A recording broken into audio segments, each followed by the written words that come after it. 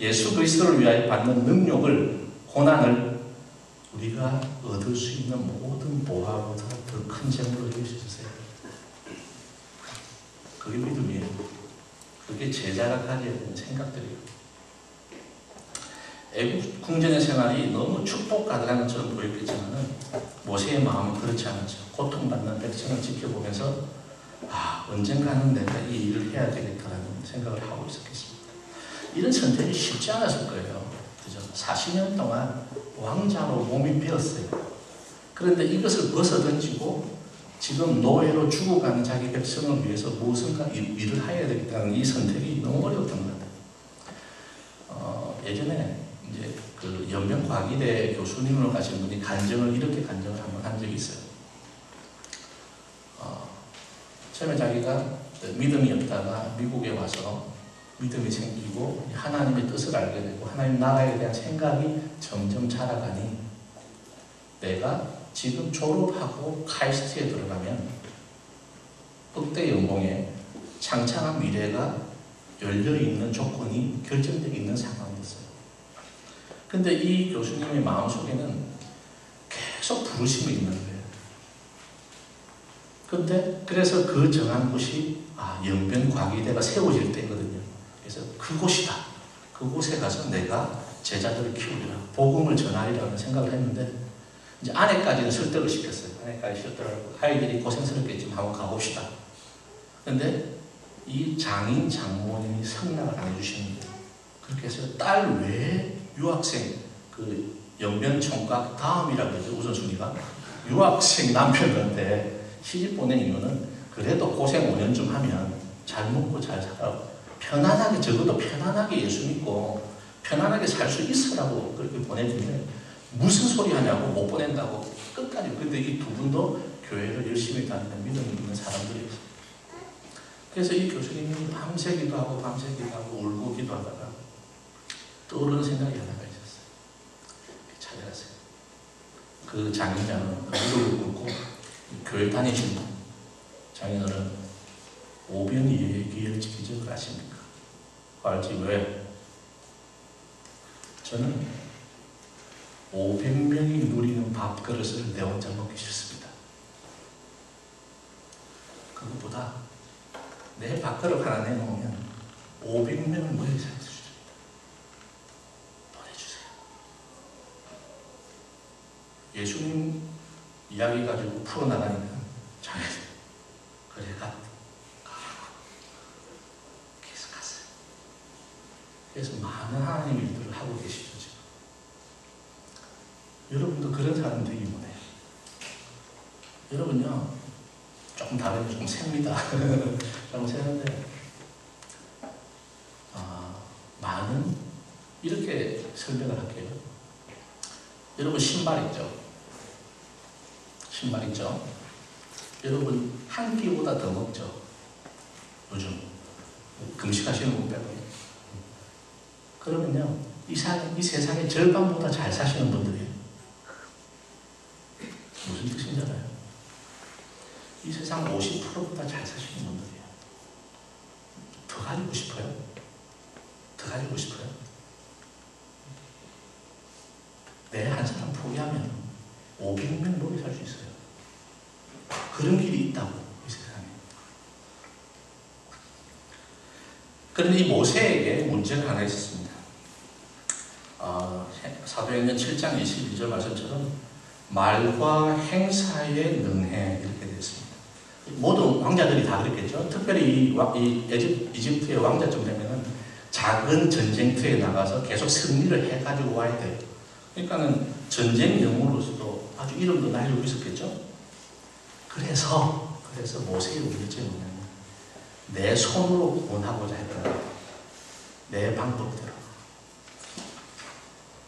그것이 바로 이 사건에 나타나죠. 모욕장에서 어떤 애국인이 히브리 사람을 때리는 것을 보고 보호해주기 위해서 그 주먹으로 쳐서 펀치가 굉장히 등가되어 쳐서 살해를 했어요. 그런데 그러면 형제들이 히브리 백성들이 자기가 히브리 백성을 구원하고자 하는 뜻을 알아주기를 기대했어요. 근데 철저하게 히브리 백성들은 외면했어요. 누가 너를 우리의 주제와 법관을 삼았느냐? 나도 죽이려고 하느냐? 오히려 되거든요. 그러니까 이미 애굽 사람을 죽인 신분이기 때문에 바로가 자기를 가둘까봐 도망을 가죠. 그래서 도망을 간 곳이 바로 미디안이라는 광야로 들어가게 됩니다. 알 수 있는 게 한 가지 있죠. 우리의 선한 뜻, 우리의 선한 결심만으로 하나님의 뜻을 이루어낼 수 없어요. 모세는 당시 최고의 교육도 받았고요. 40이었지만 단단한 몸을 가지고 있었을 거예요. 능력과 용기까지 있었어요. 그런데 이 생명의 문제를 어떻게 해결할 것인가에 대한 지혜가 없어요. 그래서 이제는 하나님의 때가 왔어요. 그래서 연단의 때예요. 그래서 미디안 광야에서 하나님의 연단이 이제 시작이 됩니다. 모세는 도망자 신세가 돼서 미디안 땅에 어딘가에 우물 가까이에 앉아 있었습니다. 미디안 제사장이라고 불리는 르우에서 7 아들이 양떼들을 몰고 가서 이제 양떼에게 물을 먹이려고 하는데 남자 양치기들이 와가지고 야, 가! 어디 여자들이 가까이 우리가 먼저 먹일 거야 하고 시비가 붙었어요. 모세가 그것을 보고 다 물리쳤다. 이렇게 됐어요. 딸들을 도와서. 왕자 전투력이 대단히 전투력이. 갑자기 드래곤볼이 생각이 나는데 마셔! 이러면서 다 해치우고 이제 딸들의 얘기를 듣고 그 장인어른은 그 딸 중에 시보라를 선택해서 아내로 내어주게 되죠. 마치 행복한 것 같죠? 전원 생활이 시작된 것 같잖아요. 전원 이렇게 생각하시면 안 돼요. 그죠? 시작된 게 뭐예요, 지금? 처가살이에요, 그죠? 처가살이. 그것도 양떼를 먹이는 아주 막 힘이 센 처자가 6명. 그 처가살이 시작하는 거예요. 그리고 양떼를 못 낳는 양들이 살다 보니 똥도 누고 이제 궁중의 생활하고는 전혀 다른 삶이 시작이 되는데 얼마나 이 삶이 괴롭고 힘들었으면 자기 아들을 얻었는데 아들 이름이 뭐냐면 게르솜이래요. 게르솜.